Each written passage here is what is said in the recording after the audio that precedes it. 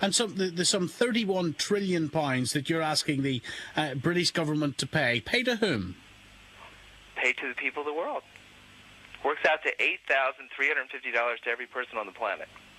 Stephen, Mr. Grasse is just being disingenuous there, because what he said on one hand was that you're not solely responsible, and then on the other he's calling for this reparation money. He started also something called the International Coalition for British Reparations, and he wants £31 trillion pounds paid by the British for all their mistakes of the past. So he is saying we're solely responsible, and clearly this is absolute nonsense, because most of the ills of the world, and we'd all agree with them, go right back through history, and you can't pin any of them on the British Empire. Can you, Stephen? Well, I think you can look back through history and say it's all connected, can't you? I mean, how come England never recognizes what it did with its imperialistic past? How come every other country has been forced to face its skeletons in its closet, and England doesn't do that? It just doesn't. Is John in Fife the first person to talk about this tonight? Hello, John. Hello, Stephen. Go on, John. Well, it's nice to listen to some educated people on the programme. But as regards the proud to be British sort of argument, would I be wrong in suggesting that Britain ruled Palestine, and when they pulled out, or decided to pull out in 1948, giving part of Palestine to form the state of Israel, there's been mayhem ever since. And when they pulled out of Ireland, they gave 6 counties, or decided to keep 6 counties, which has caused mayhem ever since. So what have the British got to be proud of? John, thank you for your call. Ibrahim in Glasgow. Hello, Ibrahim. Yes, the gentleman there is correct. What has Britain got to be proud of? And the American gentleman, equally, he is correct as well. And I've always pointed that out. We shouldn't blame the Americans for everything, even although they might be doing a lot of stuff in the world wrong. But what we started, we unleashed, I'm talking about Britain, unleashed a monster in the United States of America by exporting 30 million Africans to their death, by killing about 12 to 20-odd million Native American Indians.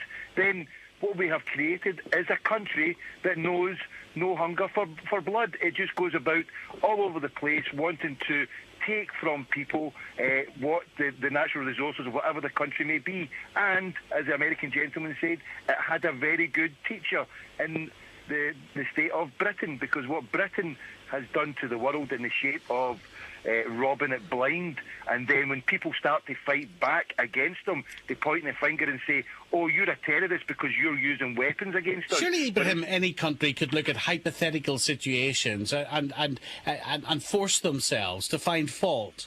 That's what this man's doing, is he not?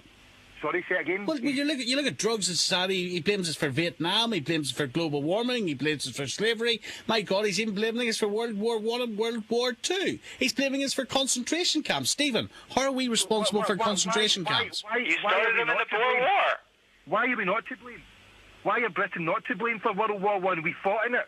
We fought in the Second World War, and there's many, as the gentleman said there, there's many evidence out there that we helped create the Second World War, make it worse than what it was. We made the First World War, but we're allowing soldiers to go and fight each other after there had been a treaty signed. Britain is its own worst enemy. Peter? What it has done to the world. As I say, we go into countries and we bomb them to annihilation. Peter? And when they start to fight back, we say, oh, they're terrorists. It's very strange, some of these arguments. I mean, one observation that most historians would make is that the First World War is certainly interconnected with the Second, but it also goes back to the Franco-Prussian War and the French and the Germans having an argument about territory in Central Europe, which was not resolved by the peace treaty in 1871, meant that sooner or later you were going to get a First World War between France and Germany, and a lot of other nations would get involved. So you can't really point the finger at the Britain, the United Kingdom or whatever. And if we think about concentration camps, yes, the British perhaps coined the name concentration camps for concentrating civilians in a particular place who then unfortunately died of disease, but there was no intent to kill them, and B, Britain wasn't the first nation to concentrate people, and we can trace this all the way back to the Romans and the ancient Greeks. Here's So Max again, in there's London. nothing new there. Max, evening to you. Hi, Stephen. You'd like to speak to Stephen Grasse. He's all yours. Yeah, hi.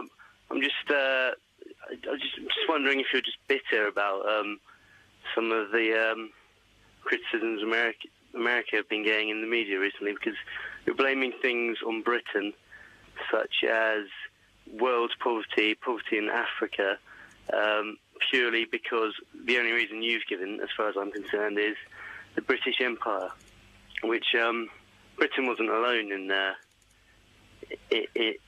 having an empire. Maybe using it as an example because it was the largest empire. Look at the Belgians in the Congo. Since they've left, I mean that's been probably the most problem-ridden area in Africa. Yeah, but my issue is, why were you there in the first place? To steal. Why were you in Africa at all? That's my issue. Some would argue it would be it was a missionary adventure. I mean, is that what Rhodesia was? But to blame the current British government for things that happened hundreds of years ago. But they affect the world today. They affect the world today. Yeah, but that's totally irrelevant.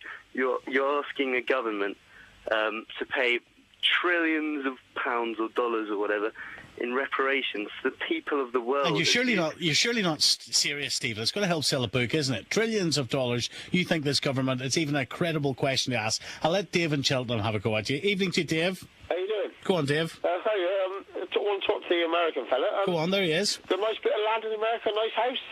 Excuse me? Have you got a nice house in America? I have a lovely house. Yeah, who did it belong to before yours? Which tribe? It was actually built during the French and Indian War in 1750 in Philadelphia. So it didn't belong to... on land stolen by the British. Sorry? It was built on land stolen by the British. Mate, the only thing you people charged us in the last war is 20% of the money you lent us. Excuse me? You're doing everyone's head in. You don't want to get any responsibility for what you've done. Oh, no. You know what I think is amazing? America is very good at facing up to what it's done. Yeah. We have open discussions about all the atrocities our country has committed, and I don't think that's the issue. I think that we're very open about that here. I think that my issue is, in England, you don't talk about it. And you have this sort of collective amnesia. Sorry? There's a collective amnesia. Yeah, okay. So you take responsibility for Vietnam, will you? Yeah, but why was there a French colony there in the first place? Wait, wasn't it an English colony first? Whoa. The land of the free, yeah? America's the land of the free, isn't it? Yes, it is. Can I be a communist then? I think you can be. Oh, I can. I won't be shot down or invaded or anything like that. I don't think so. No, I think not. So why did you invade Vietnam then? I think we did it because of a French problem, which was related to an English problem. I think perhaps not. Okay. It was all about imperialism. Oh, was it? Imperialism was bad. Well, clearly this is something you say we don't talk about it in this country. Clearly we're talking about it tonight. Stephen, we'll leave it there. We'll say thank you to you. We'll also say thank you to our guest, our historian this evening, Peter Caddick Adams as well. We can see some of your calls coming in. We'll get them on throughout the programme. 0500 909 693. Let's go to the news now at 11:31. Here's Tom Sanders.